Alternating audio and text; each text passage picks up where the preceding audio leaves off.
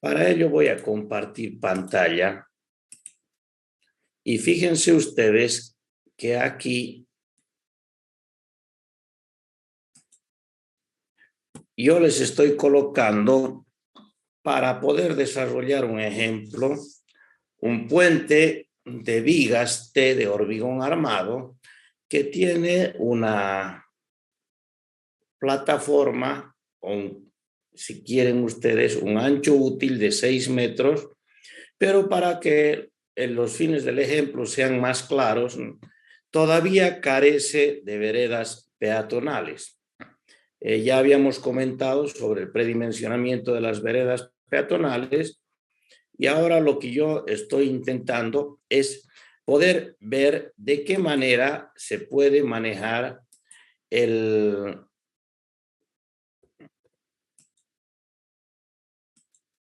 ese espaciamiento que estoy coloreándolo en rojo, que se llama el espaciamiento entre ejes de vigas longitudinales. Normalmente esto lo hace ya el ingeniero con cierta práctica y por supuesto lo asume. Sin embargo, hay que ser conscientes de que ustedes están todavía en sus primeros albores de poder diseñar puentes y es conveniente que haya algún parámetro para definir ese espaciamiento. En normas anteriores, en normas estándar de puentes que fueron desde antes del año 1993, pues resulta que se preconizaba un método que se llamaba el método de las fracciones de carga. Este método de las fracciones de carga, al introducirse el método LRFD, ha salido del esquema de lo que significa la normativa y por lo tanto se podría considerar obsoleto. Sin embargo, muchos ingenieros todavía en Bolivia calculan con la metodología del año 1993, es decir, con el método estándar.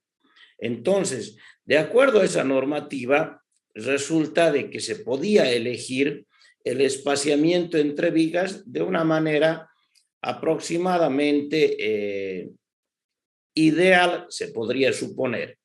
¿Qué significa buscar un espaciamiento ideal?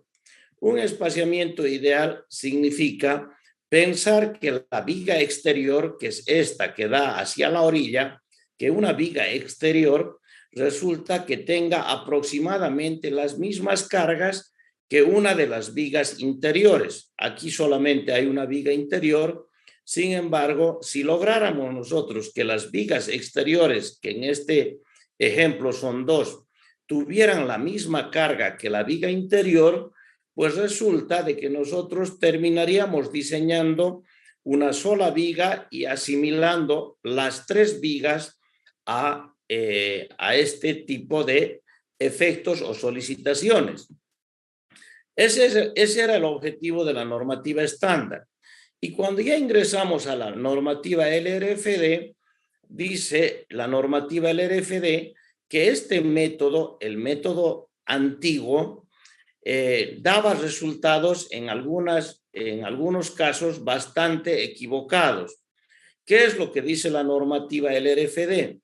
Que usar el método de las fracciones de carga podría llevarnos a equivocaciones normalmente del 5%, es decir, tener 5% más cargada una viga exterior o una viga interior, y que en casos particulares podría esa diferencia acrecentarse hasta el 40%.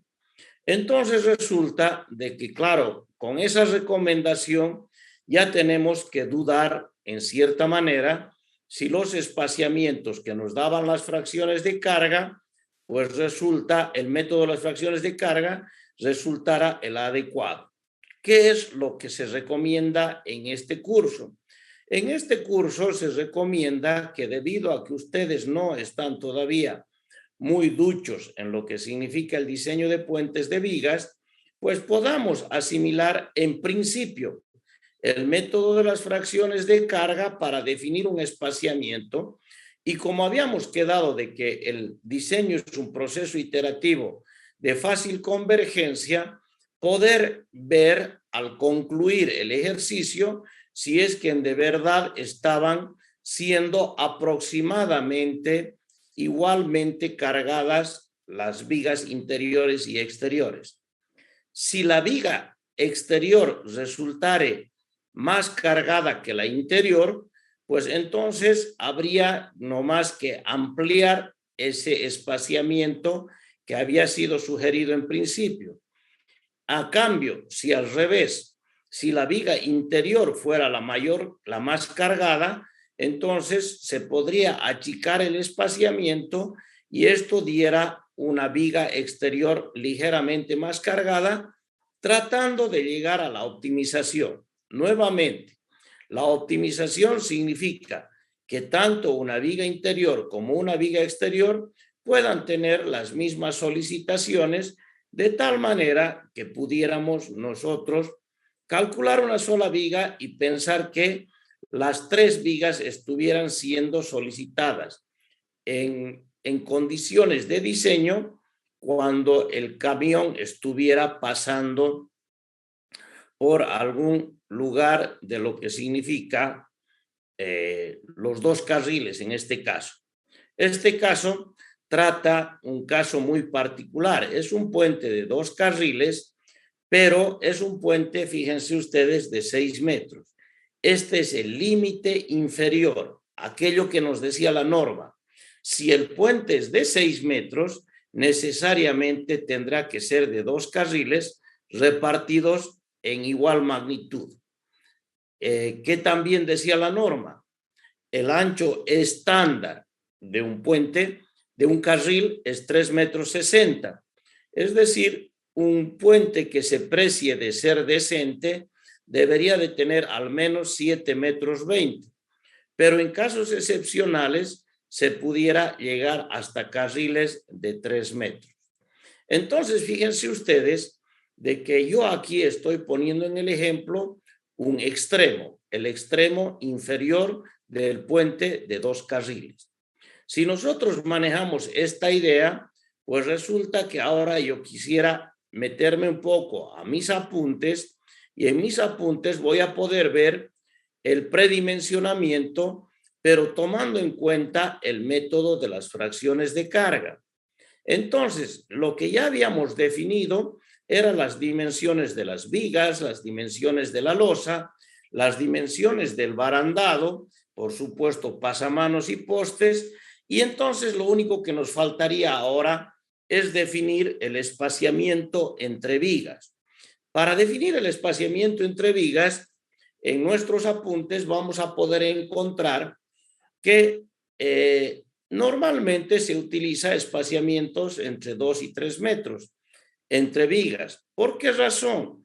Porque justamente al tener espaciamientos mayores a los 3 metros, entonces pudiéramos ingresar en ese espacio un ancho de carril, de la carga de carril, que si se acuerdan ustedes, la carga de carril tenía 3 metros de ancho.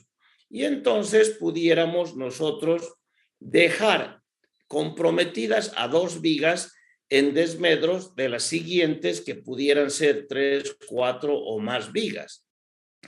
Entonces, vale la pena de que valga como recomendación que hay que elegir entre 2 y 3 metros en principio. Sin embargo, la determinación de este puede depender en gran manera de la experiencia que tenga el ingeniero que está calculando.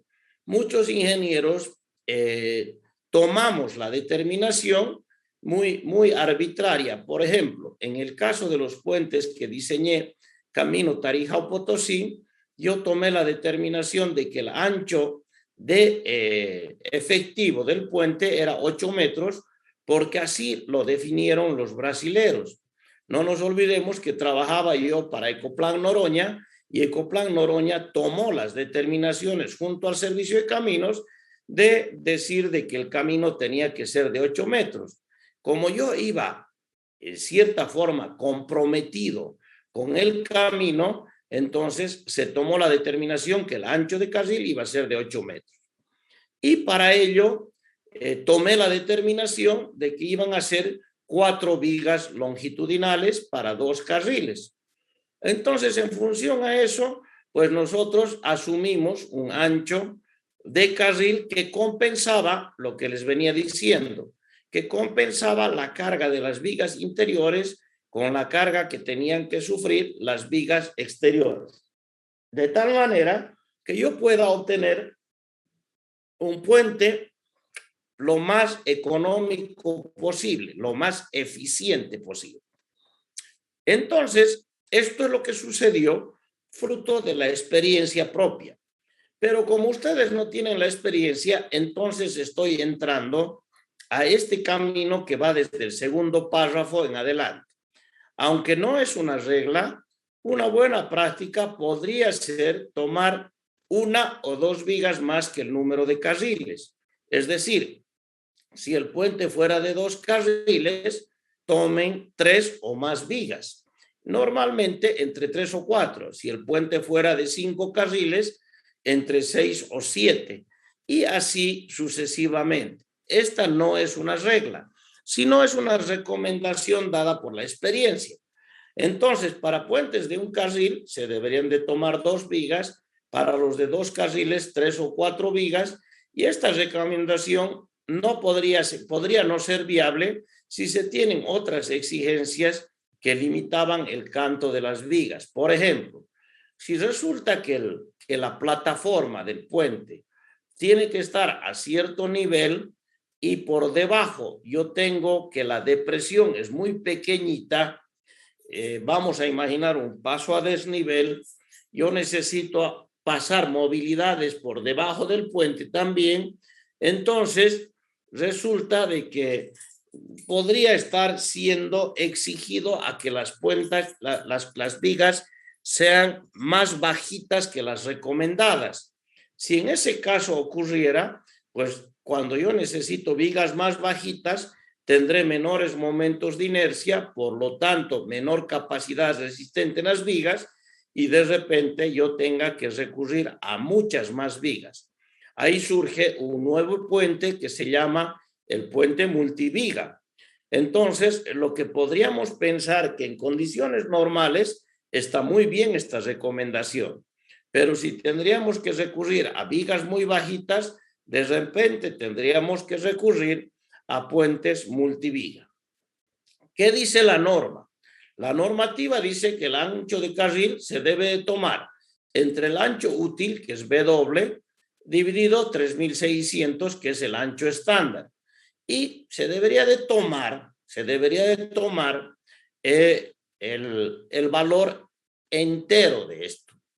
Claro, si nosotros dividimos los 6 metros de nuestro ejercicio entre los 3600, resulta que da 1 y fracción. Cuando nosotros queremos tomar la fracción, la parte entera de esta fracción, resulta de que aquí tendría que ser un puente de un solo carril. Entonces tenemos que recurrir a la recomendación de la norma. La norma nos dice muy claramente que cuando resulta que es de 6 metros, entonces obligadamente tenemos que tener 2 carriles. Entonces, fíjense qué es lo que dice el siguiente párrafo. Transcribe exactamente eso de la norma.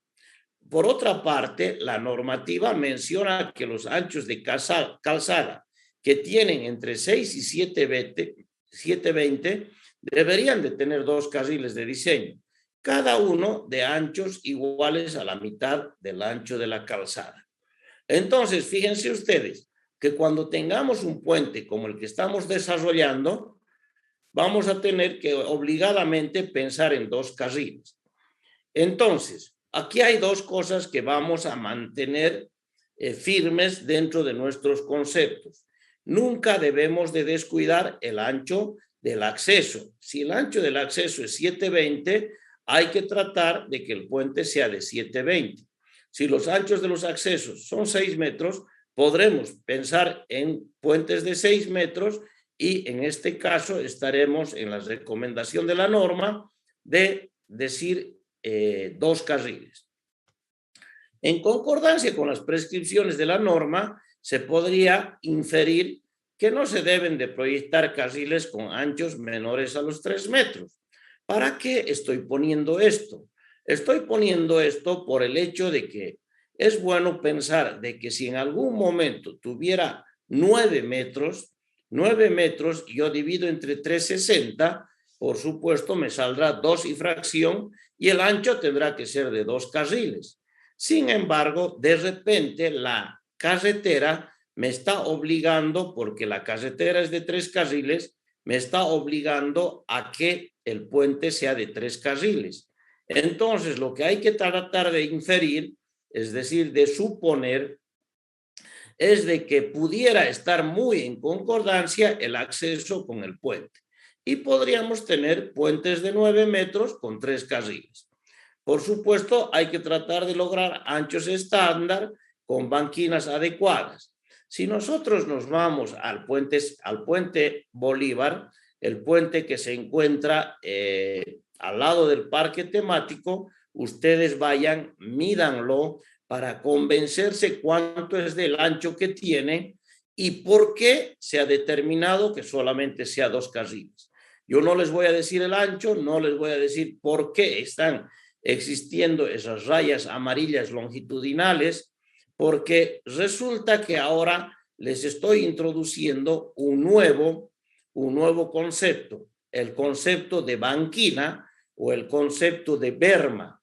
Estas banquinas pueden tener diferentes usos, por ejemplo, un uso de ciclovía. Ahora bien, si por ejemplo, si proyectáramos un puente con una calzada de 9 metros, evidentemente, al dividir los 9 metros entre los 3 metros 60, podría darme 2 o 3 carriles.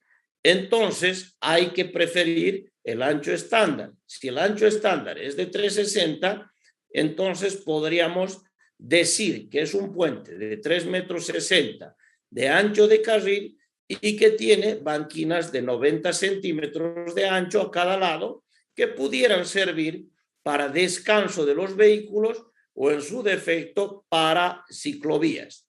En situaciones como esta será conveniente disponer de 4 vigas, es decir, cuando nosotros ya tenemos anchos que son más generosos que los 3 metros 60 estándar, siempre es bueno pensar en 2 vigas más que el número de carriles. Entonces, dentro de esta figura, yo creo que ya más o menos las recomendaciones están dadas. Ahora bien, ya vayamos al camino de cómo vamos a elegir el espaciamiento entre vigas. La norma de las fracciones de carga está considerada obsoleta en las normas, es decir, eso está en las normas estándar, como les decía a un comienzo de la clase, eso está en las normas estándar y por supuesto se debería de considerar obsoleta, sin embargo, para comienzos, para los albores de lo que significa la práctica en el diseño de puentes, podría ser una buena práctica para elegir el espaciamiento. Este método define 2 cosas muy importantes, que existe una fracción de carga interior para las vigas interiores y una fracción de carga exterior para las vigas exteriores. Fíjense ustedes que ¿por qué se llama fracción de carga? Porque es un número fraccionario de las cargas que pudieran solicitar a una determinada viga. Podríamos mirar el dibujo y si suponemos que el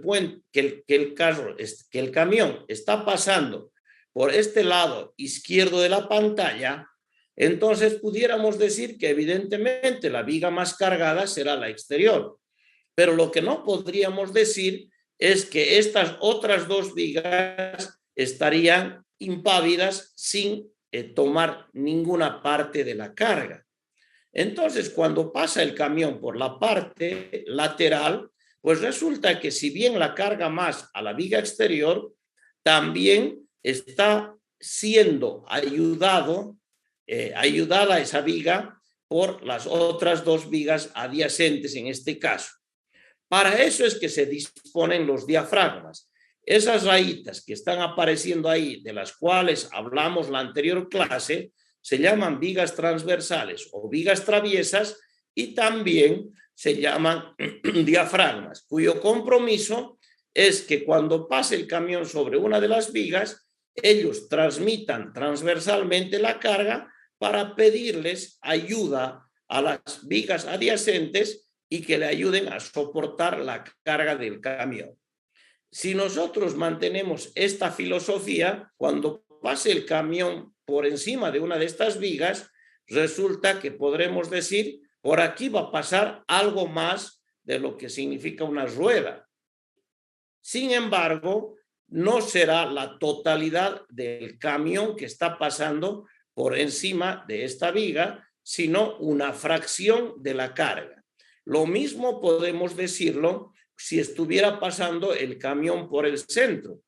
Ustedes saben que cuando uno está conduciendo y se encuentra con grandes barandados a las orillas, el hecho de, por la sensación de seguridad, es agarrar el centro del puente, es decir, tratar de invadir el carril vecino, pero cruzar el puente por el medio. Entonces, si nosotros tuviéramos esa oportunidad de cruzar por el medio del puente, pues resulta que estaríamos con el camión por el centro del puente, pero eso obligaría a que también las vigas laterales le ayuden, en este caso, a la viga central. Esta máxima carga que pudiera recibir la viga central, en este caso, se llamará fracción de carga interior. Entonces, cuando pase el camión por la orilla, podremos tener la máxima solicitación para una viga exterior, fracción de carga exterior, y cuando pase el camión por el centro, tendremos la mayor solicitación en una viga interior. Entonces, resulta que tendremos la fracción de carga interior. ¿Cuál es el objetivo? El objetivo es que cuando pase por la orilla, los momentos que se produzcan en la viga exterior sean parecidos a los momentos que se producen en la viga interior cuando el camión pasa por el medio. Fíjense ustedes, para la fracción de carga interior, el camión pasará por el medio, y para la fracción de carga exterior, el camión pasará por la parte lateral y tratando de conseguir las mayores solicitaciones. No quiere decir en ningún momento de que cuando pase el camión por la parte de la orilla, todas las vigas van a estar igualmente cargadas. Y tampoco que cuando pase por el medio, todas las vigas, sino que cuando tengan las mayores solicitaciones, estas sean parecidas. Volviendo a nuestros apuntes, el enunciado podría decirse de la siguiente manera, y lo coloreo. Entonces, coloreando, podríamos decir, la acción de cada rueda, de cada fila de ruedas sobre las vigas longitudinales no incide en su totalidad sobre una sola viga, sino que más bien la influencia sobre cada viga será también asumida por las otras vigas. Entonces, todo el camión que pasa por encima va a influir en todas y cada una de las vigas de manera diferente.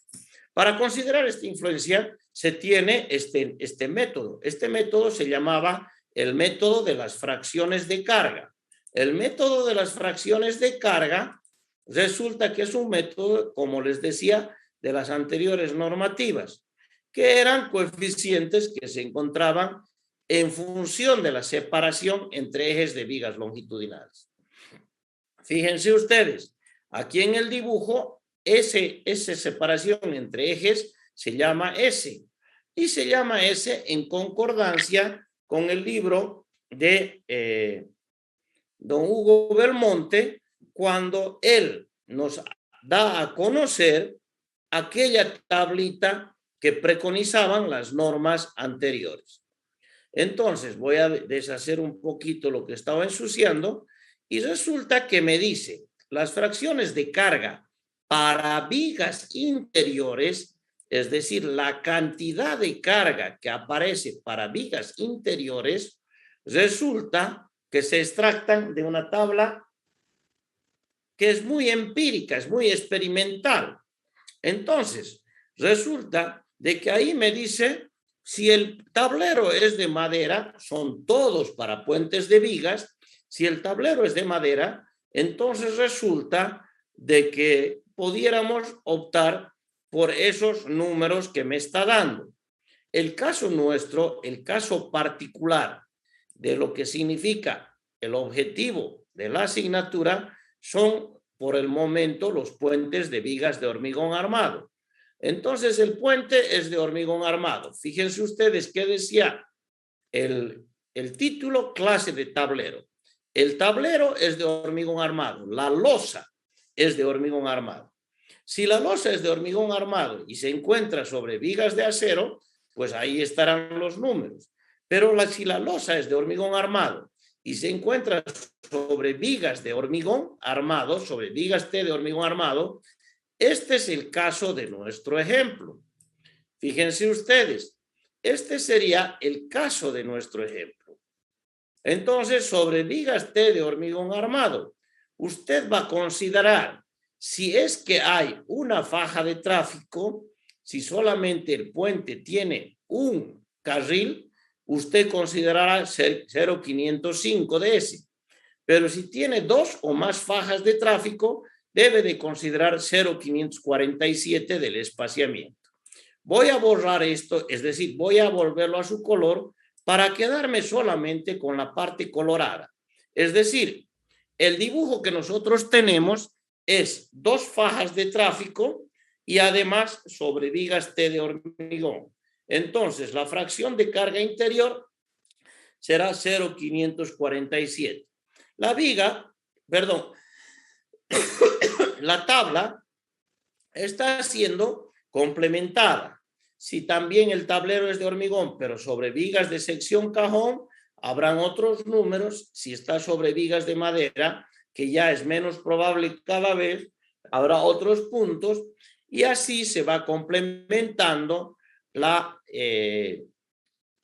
tablita donde se ha extractado de la página 78 del libro de Puentes de don Hugo Belmonte, que ustedes lo tienen en su bibliografía.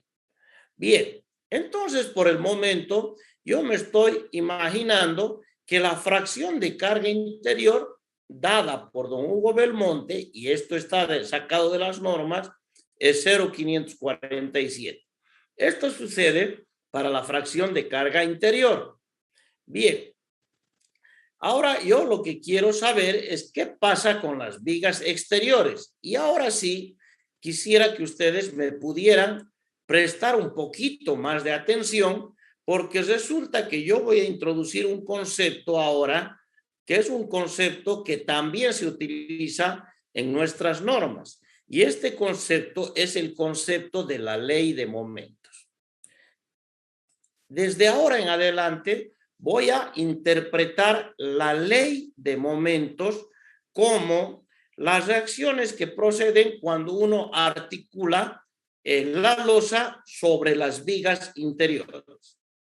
Entonces, fíjense ustedes que dice aquí este párrafo. La fracción de carga para una viga exterior será la reacción isostática de dicha viga cuando se suponen articulados los apoyos interiores y se supone que están actuando cargas unitarias en los lugares donde corresponden las ruedas. A esto se denomina ley de momentos. Entonces, esto que es muy importante, que se llama la ley de momentos, vamos a introducir y la vamos a aplicar por primera vez para lograr lo que significa el espaciamiento entre vigas. Entonces, ¿qué vamos a resumir?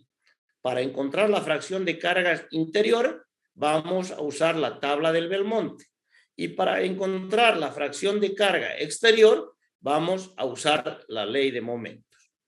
Si nosotros igualáramos lo que significa la fracción de carga exterior más la fracción de carga interior, si se igualan las fracciones de carga, entonces voy a suponer que ante estados de carga diferentes podrían las vigas encontrarse sometidas a momentos similares.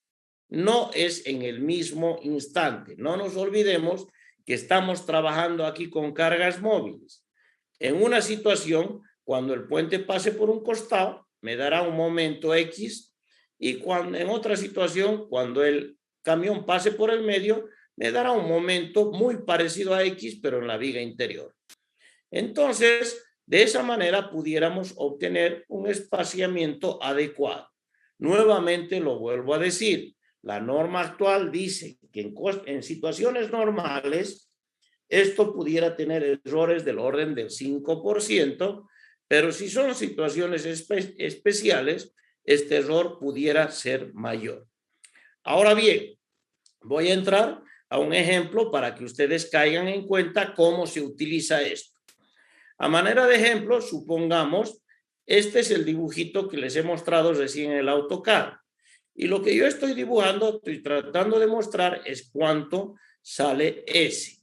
¿Qué cosas voy a extractar ahora? Porque voy a ir saltando del dibujo a mis números. Voy a decir que la losa tiene 6,5 metros. 6 metros, que significa el ancho de la calzada, más 25 centímetros, que significa a cada lado el bordillo. Por lo tanto, la losa tiene un ancho total de 6,5 metros.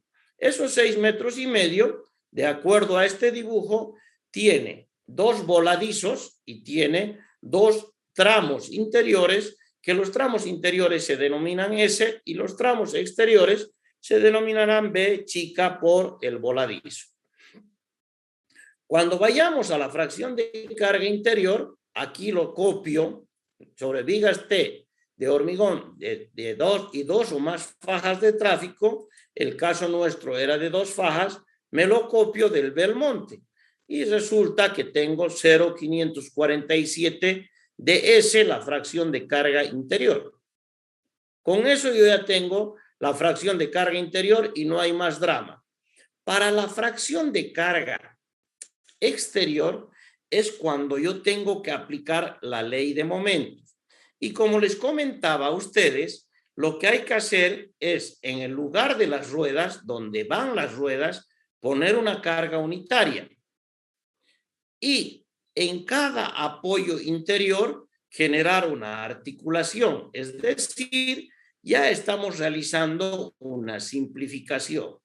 Si ustedes la miran a la sección transversal, ahora ya están cayendo en cuenta de que se trata de una viga Herbert. Una viga Herbert es una viga isostática. Cuando se articulan los apoyos interiores, lo que se está haciendo es isostatizar la sección transversal, algo que no es muy cierto. Es decir, es una simplificación. Bien, entonces yo para aplicar la ley de momentos, lo primero que debo de hacer es poner las cargas donde van las ruedas, cargas unitarias. Y lo segundo que debo hacer es articular todos los apoyos interiores. Cuando encuentre la reacción en la viga exterior, entonces obtendré la fracción de carga exterior. Ya está.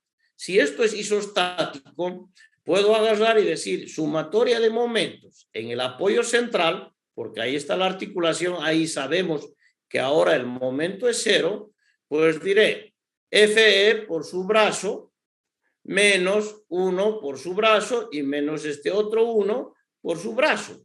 Pues ahí está. Sino que los he puesto, y esto es la ley de equilibrio, sumarán 0. Sino que aquí he puesto la reacción en un lado para poner las acciones en otro lado. Entonces aquí está. Este primer 1, que es S más B, toda esta distancia, menos los 0,85.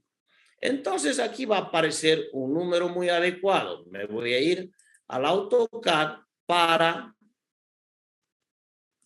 poder colorear este número. Lo quiero colorear a ese número porque, perdón, ¿Por qué estoy colocando la carga a 0,60? Porque la normativa lo dice. Fíjense ustedes, cuando yo he entrado a ver la sección 3 de la normativa, fíjense ustedes aquí, resulta de que empezamos a ver las sobrecargas vivas, ¿se acuerdan? Y cuando hablábamos de las sobrecargas vivas, íbamos a ver el camión de diseño. A ese lugar estoy queriendo ir. Entonces me voy a ir, a ver si puedo, a la hoja número 31 y habla del camión de diseño. Y el camión de diseño me muestra un dibujito en la hoja número 32 que me dice, miren esta parte de abajo del gráfico, me dice, cuando usted quiera calcular el vuelo del tablero, coloque la carga a 30 centímetros del bordillo. Pero cuando quiera colocar cualquier otra, cuando quiera calcular cualquier otro elemento, coloque la carga a 60 centímetros del bordillo. Es decir, solamente colocaremos a 30 centímetros cuando vayamos a calcular el vuelo del tablero.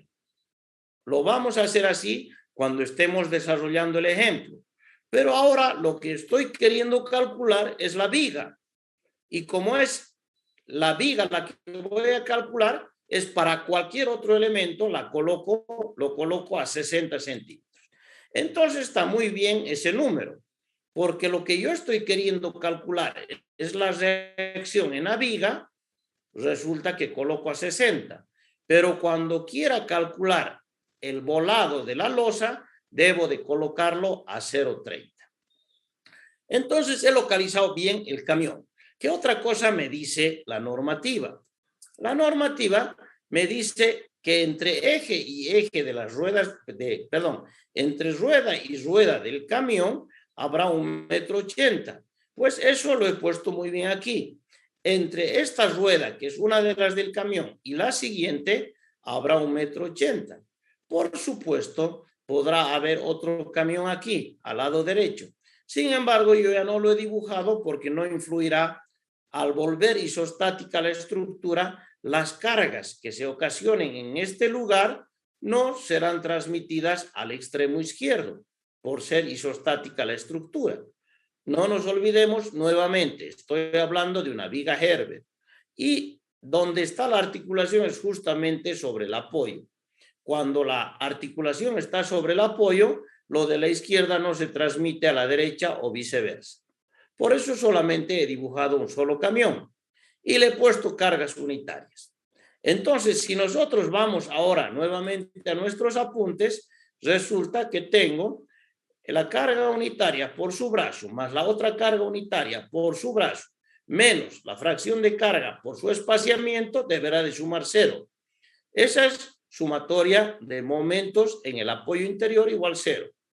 Por otra parte, en el dibujo habíamos visto de que desde aquí, desde esta orilla hasta esta otra orilla, habían 6,5 metros.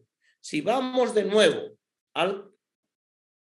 a nuestras ecuaciones, 2 veces el espaciamiento entre vigas más 2 veces el voladizo deberá de dar 6,50. Yo resulta que ahora tengo varias cosas.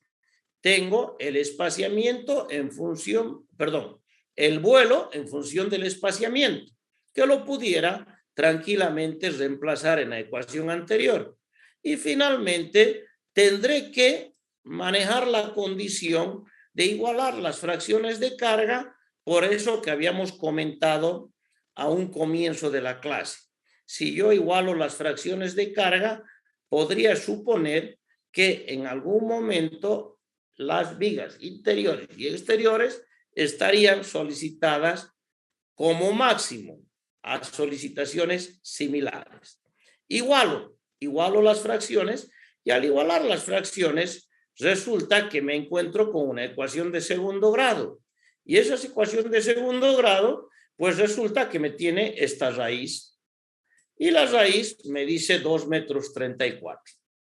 Entonces yo podría, fruto de mi inexperiencia, elegir 2,34 y está muy bien. Pero claro, no debo de olvidarme que esta es solamente una sugerencia, ¿correcto?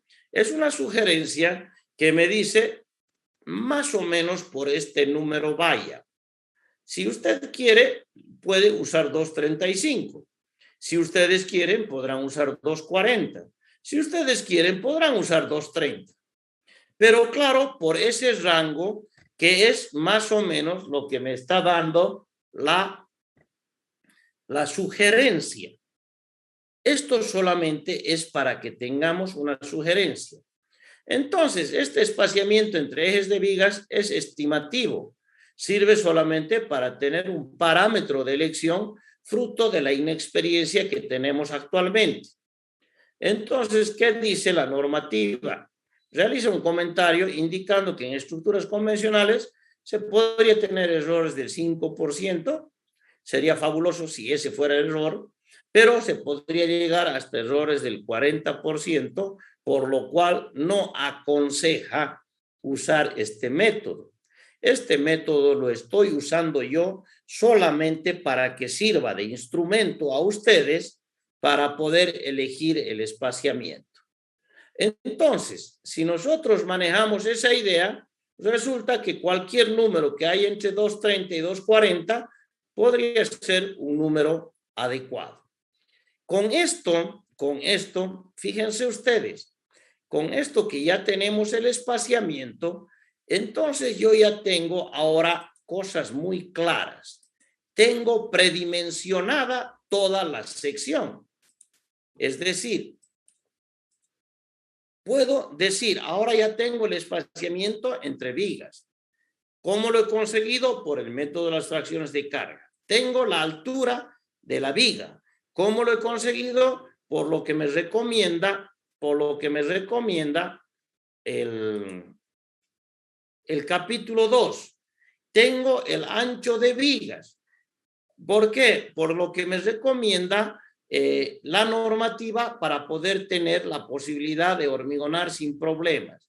Tengo la altura de la losa, porque en la sección 9 de la normativa me dice que no tome menos de 17,5 centímetros. Tengo la altura del bordillo, que recomienda Gandacho de que sea generosa la altura, porque podría descarrilarse un puente y además, un vehículo, y además es una costumbre que se realiza en Bolivia de usar bordillos o cordones ligeramente más altos de los que recomienda la normativa americana. Y tengo la recomendación también de la cátedra de que el ancho del bordillo es conveniente tomar 25 centímetros o más para poder resistir el choque, que es una carga uniformemente distribuida que la propone Belmonte y que es extractada de las anteriores normas. Si nosotros hemos manejado todo esto, pues ya la tengo predimensionada la estructura. Entonces, de ahora en adelante, ya tengo el predimensionamiento. ¿Y qué quiero llegar yo a decirles a ustedes? Quiero decirles, fíjense ustedes, que ahora que estoy en el predimensionamiento realizado, volveré de nuevo aquí, resulta de que quiero ir, ahora he concluido el proyecto. He concluido esta parte importante que ha significado el proyecto. Me iré a la norma, al AutoCAD para poder ir manchando y resulta de que ahora yo ya tengo el proyecto. He terminado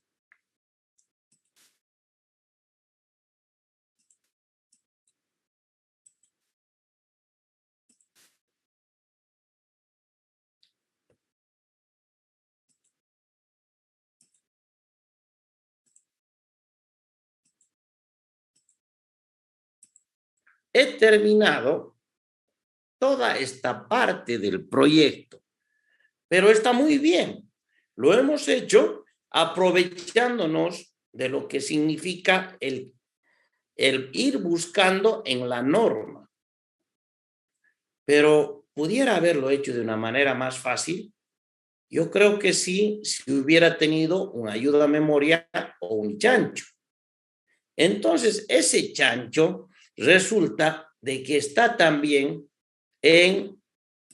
ese chancho está en la normativa. En la normativa, en la sección 5, tercera parte de sus apuntes, al final del capítulo aparece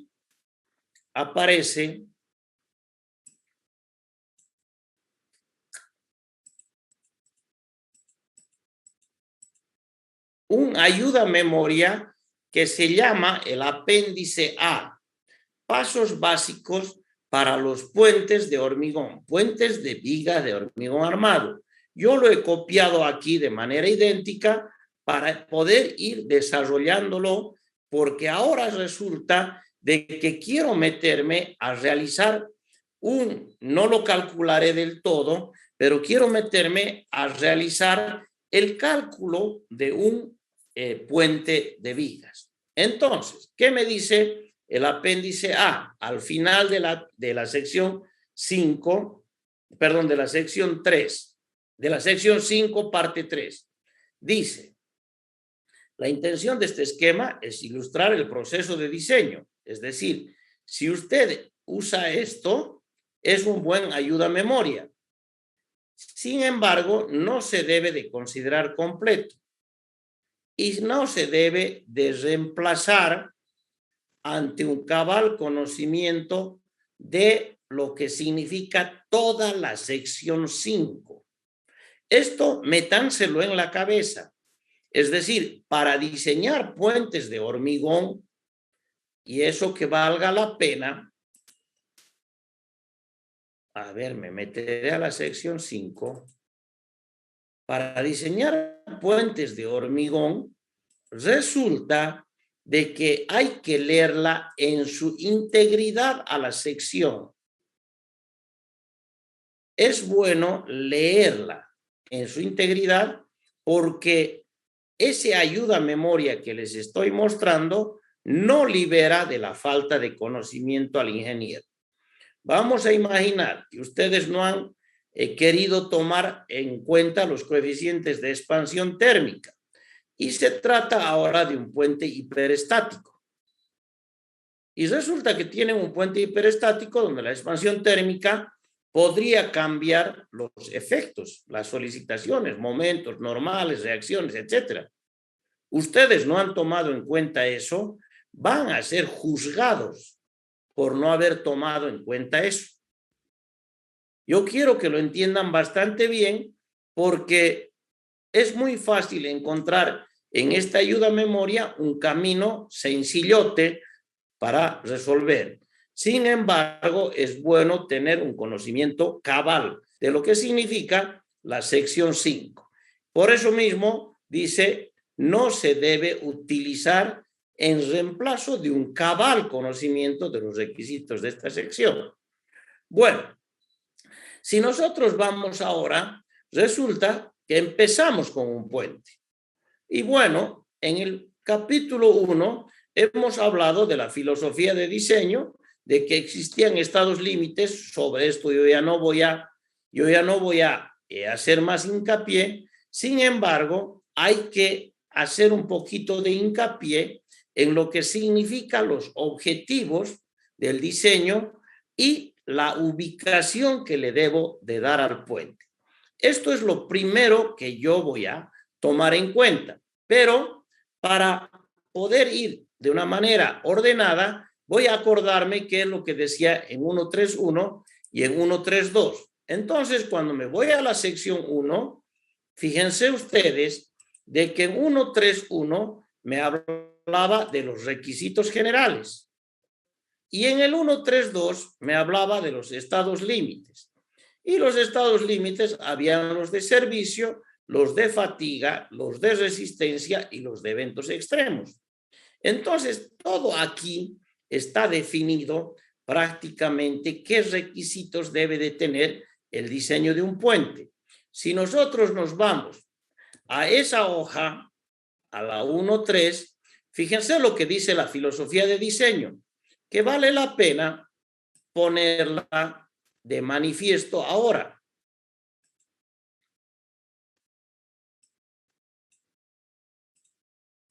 Los puentes se deben de diseñar considerando estados límites a fin de lograr los objetivos de ser construibles, de poder ser construibles, brindar la seguridad y brindar el servicio necesario, considerando debidamente los aspectos relacionados con que se deben de poder inspeccionar.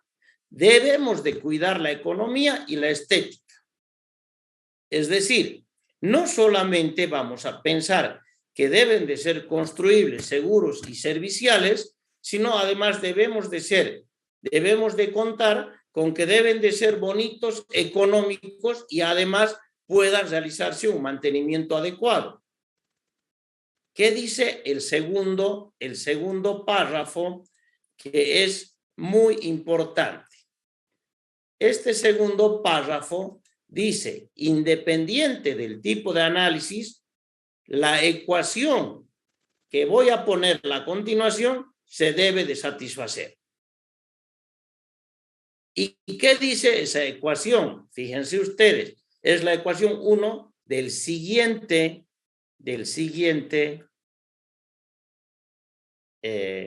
punto. La ecuación del siguiente punto es esa. Es decir, me dice que las cargas mayoradas adecuadamente no deben de sobrepasar la resistencia minorada adecuadamente. Lo que habíamos hablado de puentes losa, es decir, la filosofía sigue siendo la misma para toda la normativa. ¿Quiénes son los mayoradores de carga? Los mayoradores de carga son los factores eta y los factores gamma. Los factores gamma son propios de las cargas y los factores eta son propias de la durabilidad, serviciabilidad y importancia operativa. Este eta, les había comentado yo, de que luego del análisis realizado, tomarlo como el eta como 1 ya era suficiente para no entrar en mayores detalles. Esto lo hemos hecho ya cuando estábamos desarrollando el primer ejemplo de puente losa. Y los factores gamma los deberíamos de sacar de los estados límites de servicio y estados límites de resistencia que se están manifestando en la sección 3. Los factores phi de reducción de resistencia también habíamos comentado. Son factores propios del efecto que estamos calculando. Para flexión habrá un phi, para cortante habrá otro phi, y de acuerdo al efecto que vayamos calculando, deberemos nosotros de buscar el adecuado. Q serán las cargas de servicio, aquellas que están mostradas en la sección 3, y la respuesta, vamos a decir, la respuesta teórica o nominal es aquella que viene de las ecuaciones de equilibrio. Entonces, esta ecuación no difiere de gran manera en aquella ecuación que, a ver, voy a irme un poquitito para mostrarles un poco los apuntes. No difiere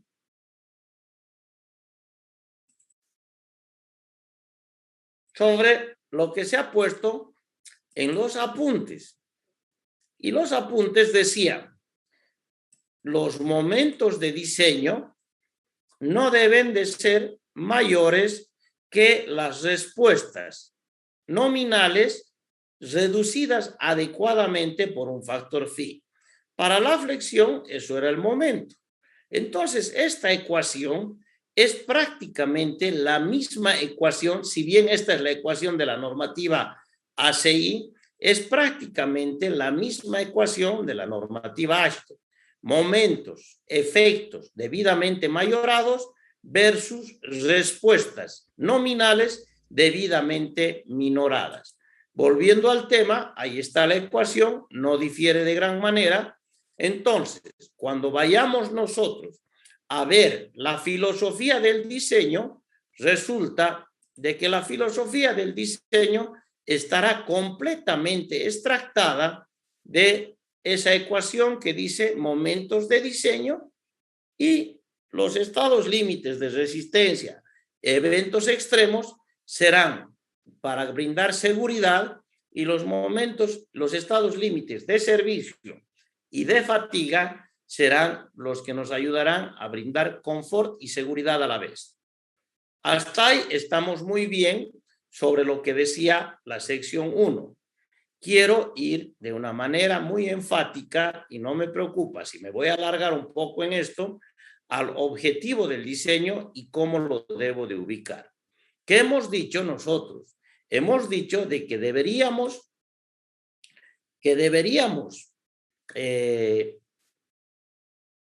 ubicar nosotros a los puentes de acuerdo a la mejor performance, al mejor desarrollo que tenga.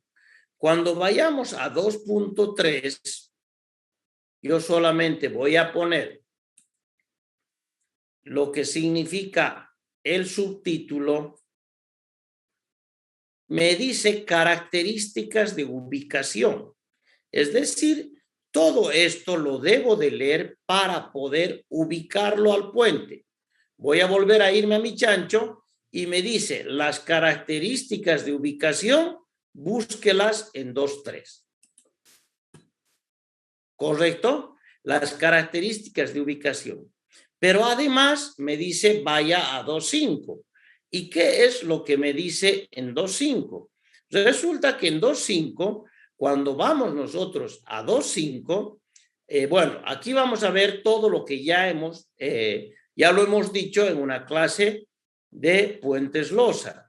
Es decir, si va a haber zonas de inundación, si va a haber choque, etc. Y cuando nos vamos al 2.5, que es muy importante, resulta que ya estamos en los objetivos de diseño. Es decir, si nosotros volvemos al chancho, los objetivos de diseño, que aquí los estoy poniendo en colorado, perdón, en azul, los objetivos de diseño están en 2.5. Entonces resulta de que ahora sí estamos manejándonos de una manera consistente. Lo voy a poner todo en rojo con el único afán de decir ya he avanzado esta parte. Entonces, vuelvo al 2.5 que me dice la normativa y fíjense qué es lo que busca. Busca la seguridad, busca la serviciabilidad y además me ayuda a predimensionar. ¿Y dónde me ayuda a predimensionar? Me ayuda a predimensionar en esta tablita. Pero yo todavía no la voy a ver a la tabla, sino hasta que vuelva donde mi chancho y me diga qué cosas más debo de hacer. Por el momento, ya he visto la parte teórica de cómo voy a encarar a mi puente. Ahora recién estoy entrando a mi puente. En mi puente resulta que tengo el anexo 5.3 y habla de diseños de superestructuras de vigas, ¿correcto? Y fíjense lo primero que me dice. Lo primero que me dice es que predimensionemos. Que predimensionemos el ancho especificado para la carretera que sea consecuente con el ancho del puente. Si la carretera es de 6 metros, el puente no puede ser de 15. Tiene que tener cierta consistencia. Después me dice las disposiciones del tramo. Cuando hablábamos de esto, decíamos muy claramente, si va a estar sobre un cauce del río, es preferible que no esté en una curva. Estas curvas en los ríos se llaman meandros. Es preferible no ponerlos en meandros porque resulta que las condiciones hidrológicas en los meandros hace que deposite en un lado y socave en el otro. Es preferible tener lugares donde el tráfico sea estable, los márgenes sean buenos materiales y eso suele ocurrir en estrangulamientos del río con márgenes rocosos y disposiciones rectilíneas. Entonces, aquellos lugares donde es bueno colocar el puente, es bueno colocarlo en lugares rectos del río y, por supuesto, donde se pueda hacer un análisis hidrológico adecuado. Más de ello no vale la pena hablar. ¿Qué otra cosa se dijo en ese momento? En el momento que hacíamos en la clase. De preferencia, se supone que el río va a llevar sus aguas por el medio del cauce. Por lo tanto, se preferirá tomar tramos impares que tramos pares. Sin embargo, ya les he demostrado que en muchas oportunidades hemos hecho tramos pares porque hacer tramos impares resultaba un problema para la economía. Y finalmente había que elegir el tipo de puente. ¿Cómo lo elegíamos al tipo de puente? También lo hemos hablado en las primeras clases de que de acuerdo a la longitud que debemos de salvar, podemos tener puentes losa para longitudes pequeñas, puentes de vigas de hormigón armado para longitudes ligeramente más grandes, puentes de hormigón pretensado cuando ya hablamos de tramos de 30 metros hasta los 45, puentes en arco, si es que hablamos desde los 45 hasta los 100 metros inclusive, y posteriormente pudiéramos hablar de puentes colgantes o puentes de obenques o atirantados para luces mayores. Esto es lo que ya hemos trabajado, tienen ustedes en sus apuntes y no vale la pena seguir especulando sobre el tema. Bien, entonces, si nosotros vamos manejando esto, pues sobre esto ya hemos trabajado todo lo que significa el predimensionamiento, la elección. Pero bueno, aquí me dice el chancho, usted predimensione de acuerdo a lo que yo le estoy diciendo. Pero es que yo ya lo he hecho, pero lo he hecho en base de esto. O sea, tampoco es ningún problema hacerlo en base de esto. En el inciso B me habla de vigas prefabricadas pretensadas. Este es para un puente de hormigón pretensado. Y en el punto 2 habla de vigas T múltiples. Fíjense ustedes que ahora yo me acuerdo de que hace un par de clases ya había pensado en este tipo de caso. Perdón. Yo no sé por qué se borra más de la cuenta. Entonces, yo ahora me encontraré, porque ese es el tema de la asignatura, puente de vigas de hormigón armado sobre hormigonadas en sitio. Estas hormigonadas en sitio resulta que son llamadas vigas T de hormigón armado. ¿Y dónde se encuentra eso? Eso se encuentra en 5.14.1.3. Ahí voy a ir. Si me toca vigas tipo cajón, iré también a ese mismo lugar. Pero si me tocaría vigas de pretensado, resulta que me iré al 5.14.1.2.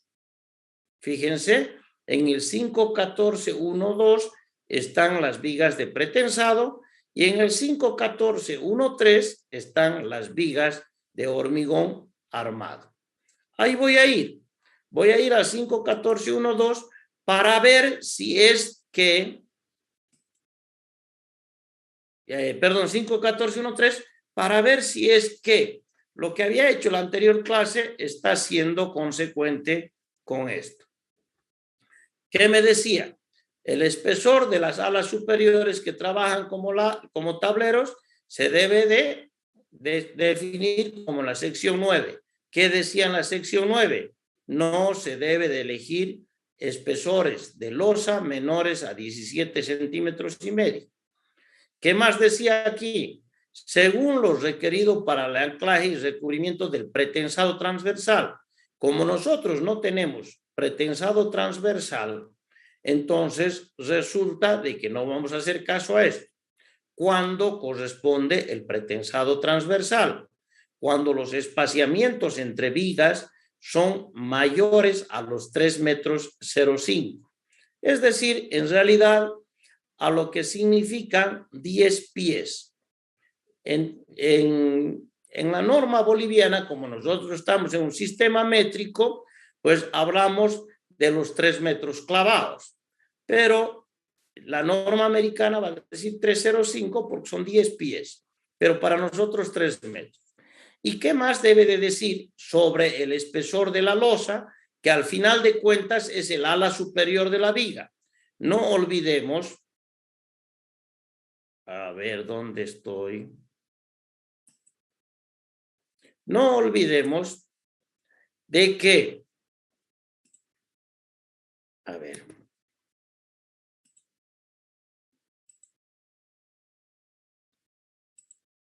no olvidemos de que el espesor de la losa, que debería de ser 17 centímetros y medio, al final se está constituyendo, y lo haré,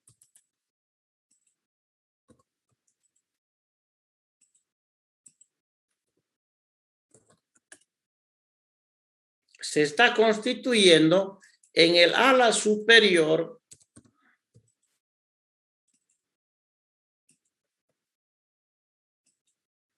de una viga T, que es la que estoy dibujando ahora. De esa viga T. Entonces, ahora sí estamos cayendo en cuenta de que este es un puente de vigas T. Ahora sí, la losa es el ala superior de esa viga T. Entonces, cuando volvamos de nuevo a nuestro apunte, vamos a ver que eso no puede ser menos de 17 centímetros y medio, que si el espaciamiento es más de los 3 metros, habría que pensar en pretensado transversal, no será nuestro caso, y que no debamos de tomar menos que 1/20 de la longitud libre entre chaflanes, acartelamientos o almas. Voy a volver de nuevo a mi dibujito. Entonces, si quieren ustedes,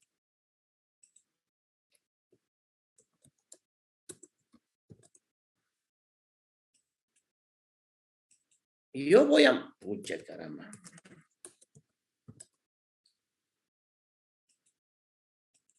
Voy a definir esta dimensión como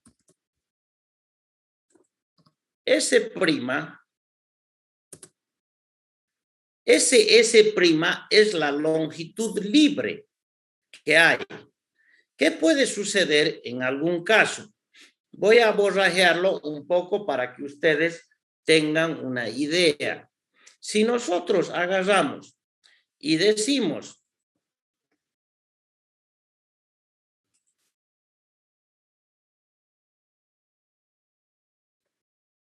a ver, si me dejan un momentito, 0,20 le pondré.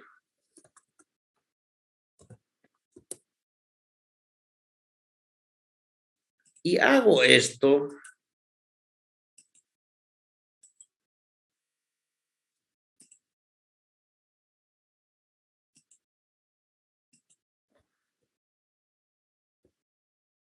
No estoy pudiendo.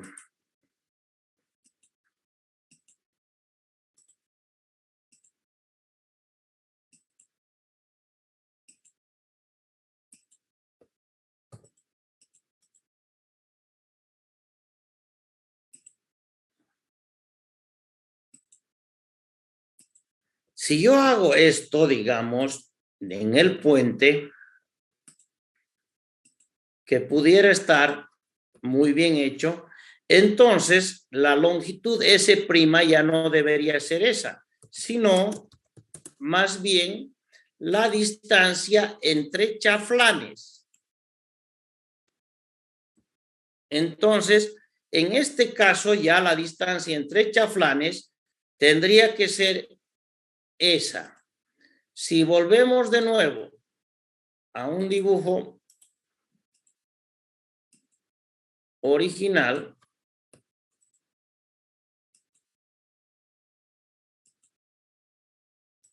la longitud de la izquierda libre sería la distancia entre caras de las almas.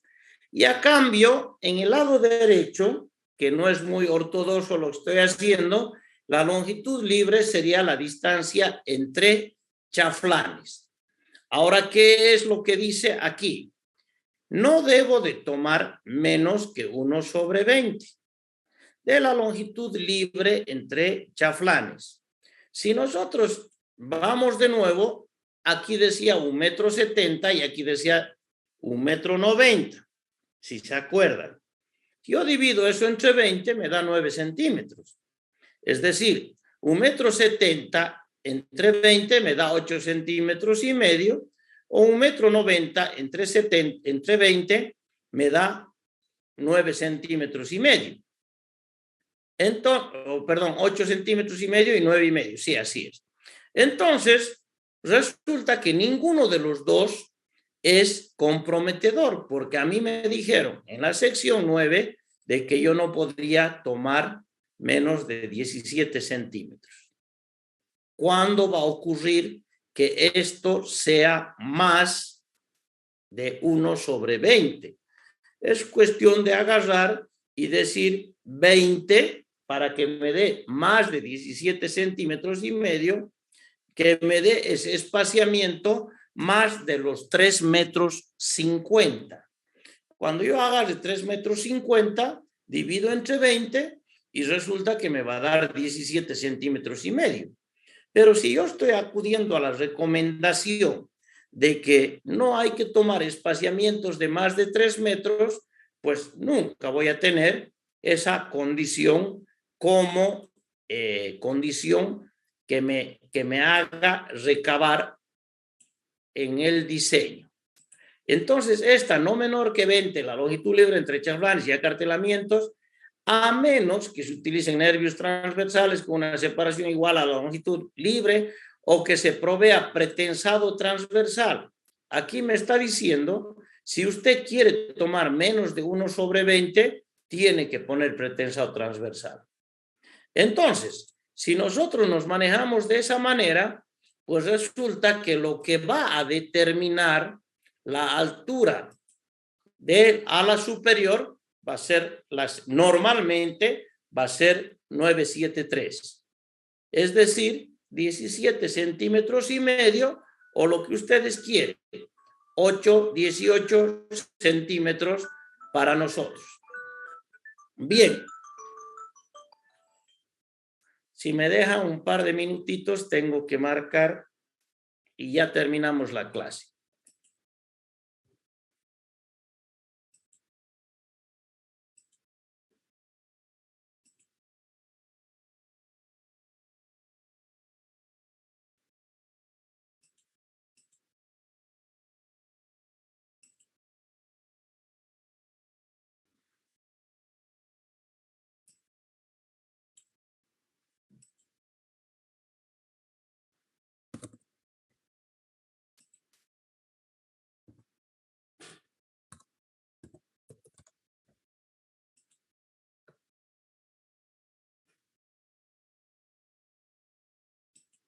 Bien, entonces volviendo al tema, resulta de que ahora yo ya tengo predefinido ese pedazo y para concluir la clase, ahora mire a la ala inferior.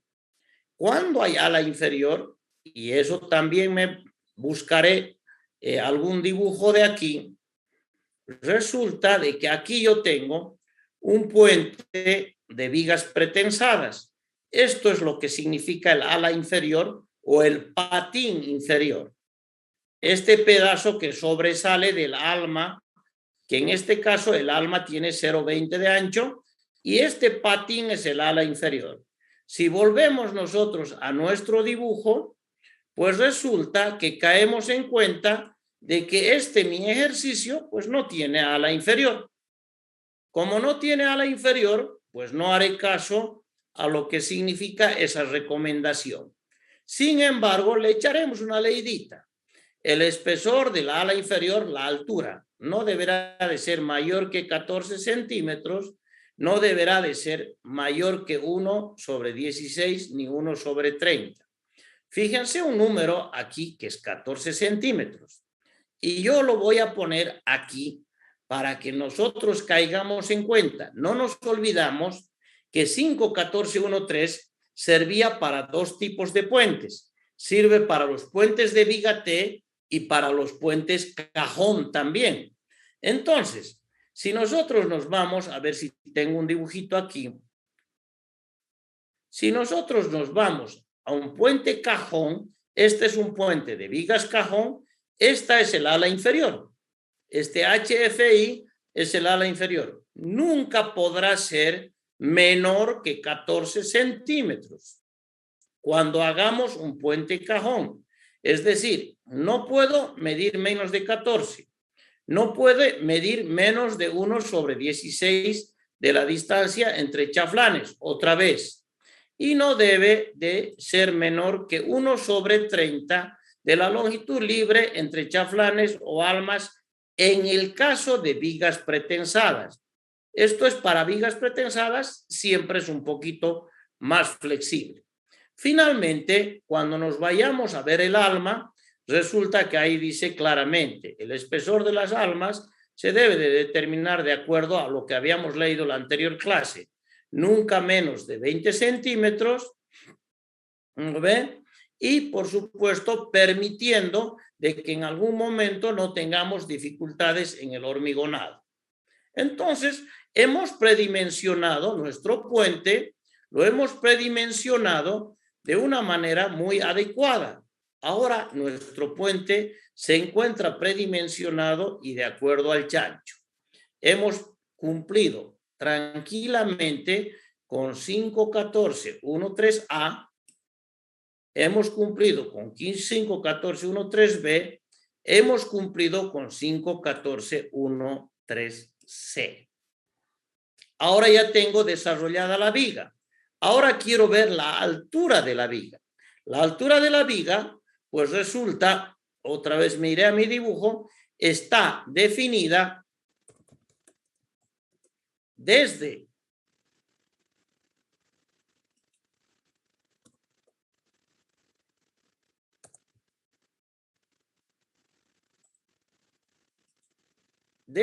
ahí hasta ahí. Esa es la altura de la viga. Es decir, la altura de la viga viene desde la zona del aparato de apoyo, pero además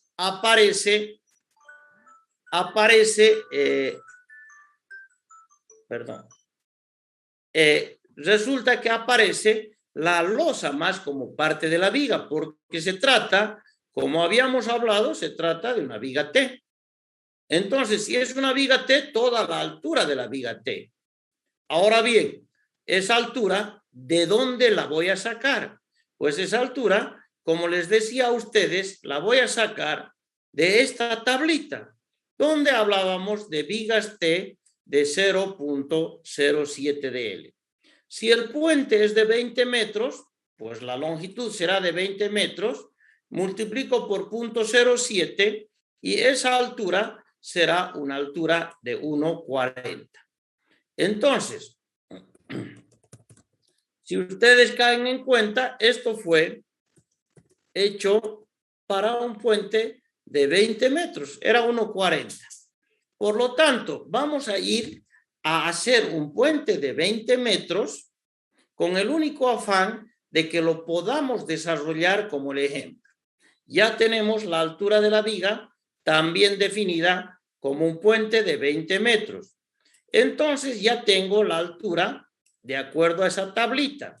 Y finalmente, porque aquí quiero terminar, resulta que ahora necesito irme a ver cuáles son las prescripciones de la norma de acuerdo a las armaduras. ¿Qué tengo que poner como armadura mínima como prescripción de la norma? ¿Qué tengo que poner como armadura de contracción y temperatura como prescripción de la norma? Entonces, si ustedes se van a 5.14.1.3, de inmediato me van a mandar a 5.7 y a 5.10. Vamos a ver, si yo me voy a 5.14.1.3, resulta que me dice armaduras de la losa del tablero en vigas, doble T de hormigón in situ. Esto es lo que estamos haciendo nosotros. Por el momento nos vamos a quedar aquí en las prescripciones de la norma de acuerdo a la normativa, de acuerdo a los vigas T in situ. Y ahí estaremos con 5.14.1.3A y 5.14.1.3B. Cuando lleguemos al 5.14.2 es ya otro tipo de puentes. Bien, ahí vamos a quedarnos hoy día en prescripciones sobre la armadura y por supuesto voy a colorear todo lo que he desarrollado y esto que no he desarrollado lo estoy dejando en negrito porque esto es para otro tipo de puentes. ¿Alguna duda?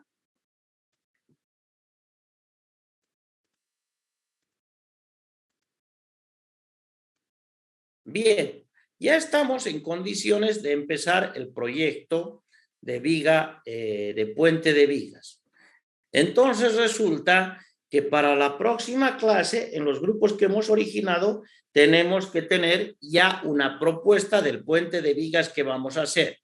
Primero, ubicándolo. No nos olvidamos de que aquí tengo yo características de ubicación.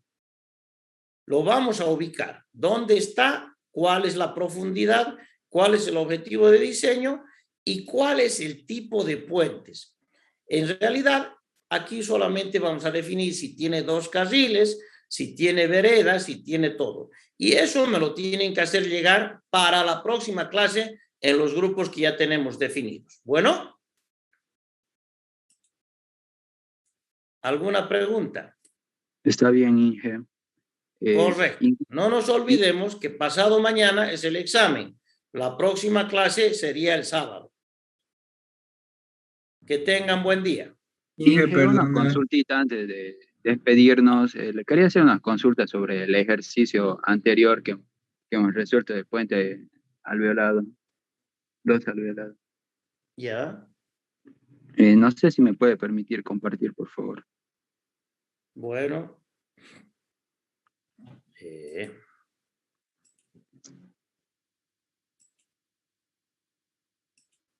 Perfecto.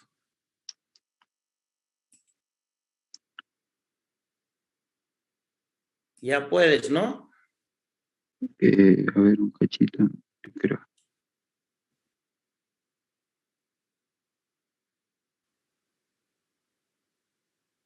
No se ve, ¿no, Inge?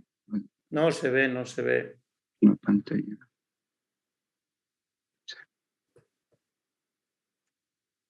Un cachito.